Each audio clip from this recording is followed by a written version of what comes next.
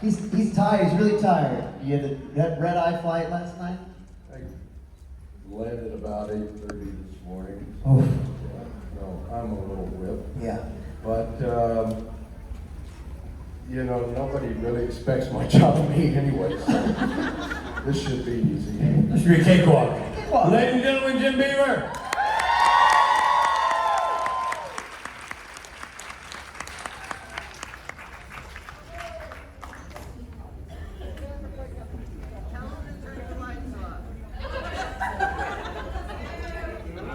It's really bright.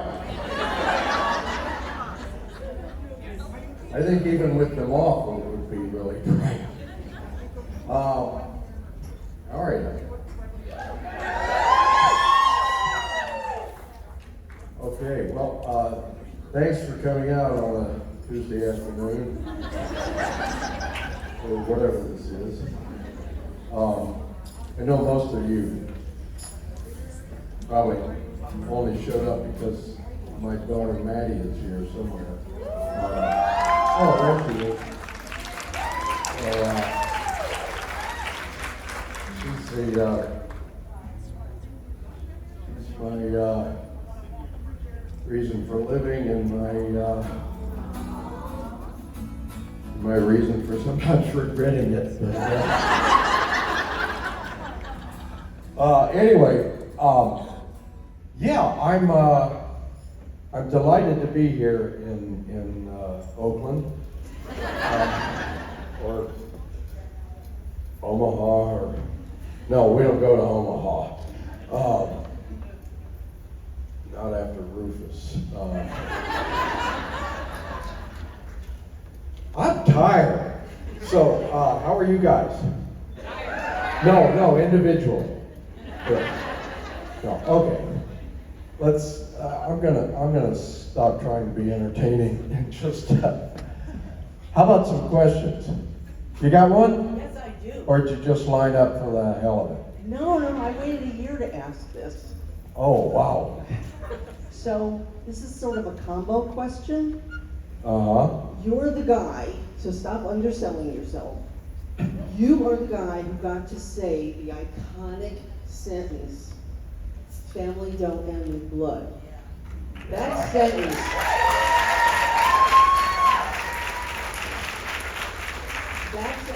I'm not done. That I'm sentence. sure you're not. It defines the entire series, okay? Because that's why all these people are here. So I want to know, when they first gave you those lines to read, if you had any idea what that one sentence was going to end up being.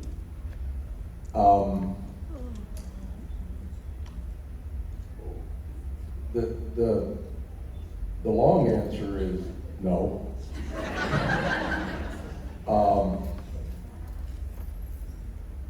So much of this show resulted in certain phrases or lines of dialogue or words that somehow caught on and resonated in some fashion. And they were almost all unexpected to me. When I got that line, I just thought, it's a good line for this scene. I don't think I thought much about it at all. It certainly didn't seem like something that was going to end up on T-shirts.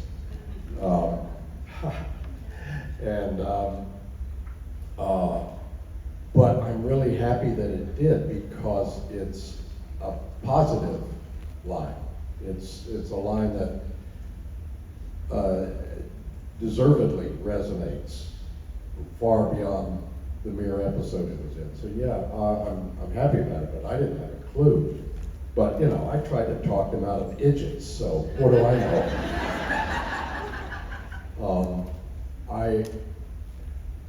Idiots and balls.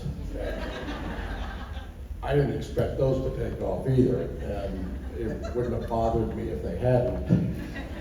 But family don't end with blood it's a transcendent line, and And it was only after being recorded on film saying it that I realized the power of it. So I'm very happy it caught on because I'm in some small way associated with a thought that means something to me, and I think means something to a lot of people. So thank you. And you got to answer part two also. I'm sorry? Part two was going to be that, like, how do you feel now looking back? But you answered that. Oh, okay. Excellent. I did? Good job. Oh, thanks. Hi. How are you doing? I'm fine. How are you? A little tired, but good. Good. So in the show, you kind of take on this role of Uncle Bobby, and it becomes so apparent how much like parenting and influence that you had on Sam and Dean as Bobby. And right now, a lot of transgender youth are kind of at risk and of needing to leave their homes and their families and places that they've known, and seeking asylum and going to their own Uncle Bobbies. And I was wondering if you have any advice, or know just kind of how that found family can help. Wow. As my daughter will probably tell you, I'm the last person to go to for advice.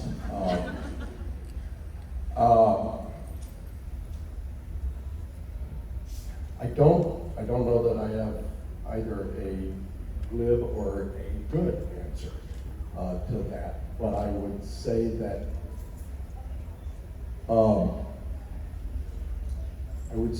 that for everyone who needs some sort of guidelight or positive influence in their life, there is somebody out there willing to be that. And so if you're that person who needs a mentor or needs a support person, just look around and see and evaluate the people you see and see who's doing good as an active part of their lives, and not just who's a nice guy, but who do you know who practices doing good, who practices being available. They're not always easy to find, but they are out there. I've found them many times in my own life. And it's a little bit like, finding a pot of gold at the end of the rainbow. You gotta find a rainbow first, and then you gotta, you ask tough questions. My bad. No, it's okay, it's okay, it's a good question. There are certainly organizations that specialize in being supportive, but I think there's just people among us who, if you look at them and go, okay, is this somebody who acts like a really great human being should act, and align yourself with them? I don't know. This is, you could ask me when I'm awake. Yeah, what's your favorite color? I don't know. Oh, thank you, God. Plaid. Classic. No, I fumbled my way through that, but at least it took up a lot of time. Yeah, you got to we killed the time, everything's Yeah. perfect. Thank you. No, thank Really you. appreciate it.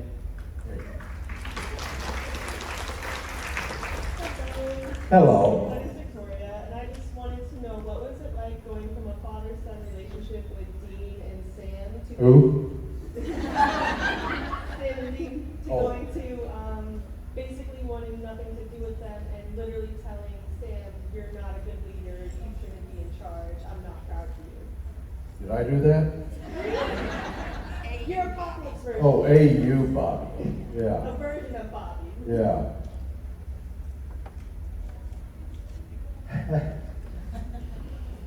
The first couple of times I saw the term A.U. Bobby, I thought it was the symbol for gold in the periodic table of the element. Gold Bobby, that's kind of cool. Well, I'll tell you, as an actor, I was not as crazy about that shift as I probably should have been, because that relationship between Bobby and Sam and Dean was so much a part of the character and so much a part of the show that excising it and just having somebody call Bobby who had different attitudes and different, or a lack of history, it wasn't as much fun to play. And you know, I'm sure it dramatically it fulfilled a lot of needs, and it got me back on the show, which I was very happy about. But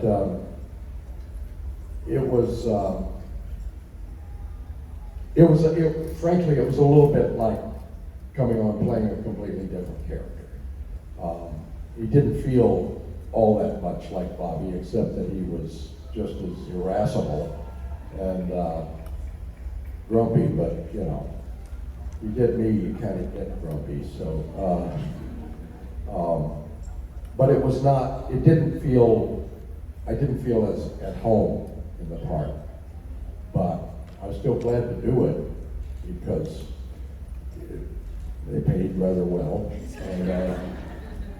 and I got to be on the show with my friends in the cast and crew, so. If I had been writing the show, I would have figured something else out, maybe. And probably would have been the end of Jared and Jensen's careers, but that just completely dispensed with those guys. But since I wasn't writing it, I was happy to do it. I just wasn't as happy to do it, if that makes sense. Makes perfect sense. Okay. Thank you. Thank you. Hi. Hi, my name is Heather. I think I told you, like last year, that you're my favorite character, you're my favorite person. You're also my mom's favorite person, as I told you. And she's real upset because she was supposed to come tomorrow and meet you, and she's been talking about it, but we're not able to. So, Oh. I don't know if you get to say hi to Wendy so I can send her a video, please? And then I actually have a question too. It was a tough question. Do you want to know like what you're doing now? If you have any projects coming up, what's going on? Oh. Yeah. Okay. What's her name? Wendy. Wendy? Yeah. Are you videoing now? Yes. Wendy, your daughter is videoing me and has not signed a release or any kind of contract. And so I just need you to know that you'll be hearing from my lawyer. If I could afford one. And she said you had a question, but that was seconds ago and I forgot that. I want to know what you're doing now. Oh, what am I doing now? I'll be appearing at a convention in New Brunswick. And no, I'm in the midst of a very busy period. In March, I did a feature film called Rock and Doris Try to Write a Movie with Mary Lou Henner and Joe Rigobuto. And then the next day, practically, I was back in Toronto shooting the final episode of season 4 of The Boys. Oh, you've seen it. And currently, except for this actual weekend, I'm in New Mexico shooting a show called Outer Range with Josh Brolin. So I'm keeping kind of busy. Yeah. Thank you so much, and I'll be waiting to hear from you later. Okay. Bye, Wendy. We'll miss you. Hi. Hi, my name's Sophie, and I was wondering if you got reincarnated as an animal, what animal would you choose? The sloth.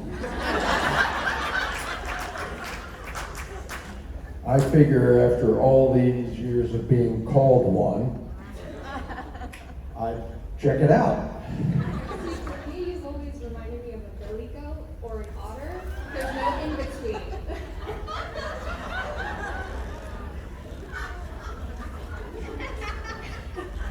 And I mean it in the most loving way possible, okay? Oh, I'm sure you do. Yeah. Billy goat or an otter. Sexy creatures.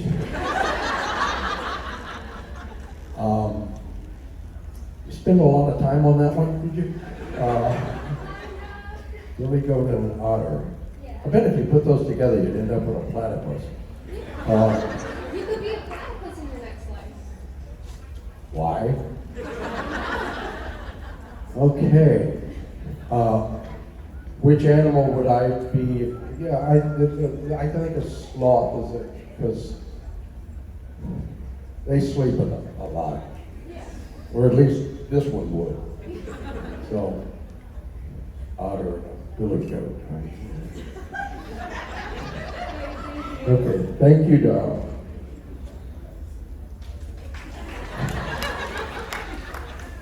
Hi.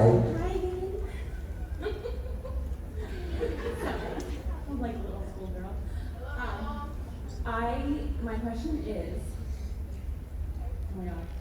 I don't know if it's because I've just gotten over a cold and I'm really clogged, but I'm having trouble hearing everybody.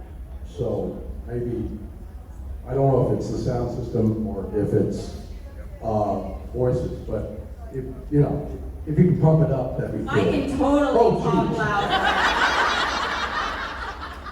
Okay. Okay, my question is, the words, the inspirational words that have obviously touched everybody, idiots, balls, those things, were they your words or were they the creators of Supernatural's words? And do you use them in your personal life? I tried to talk them out of them. I saw, in each case, I saw them in the script and I said, really? I don't want to say that, that's stupid. Or that's not,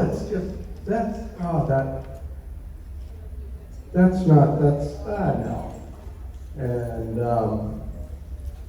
as I've alluded to before, they brought up the subject of my paycheck.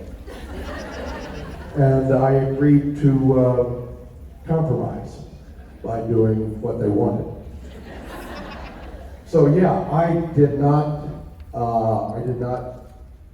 use either of those terms in my real life before, and outside of gatherings like this, I rarely do in my real life.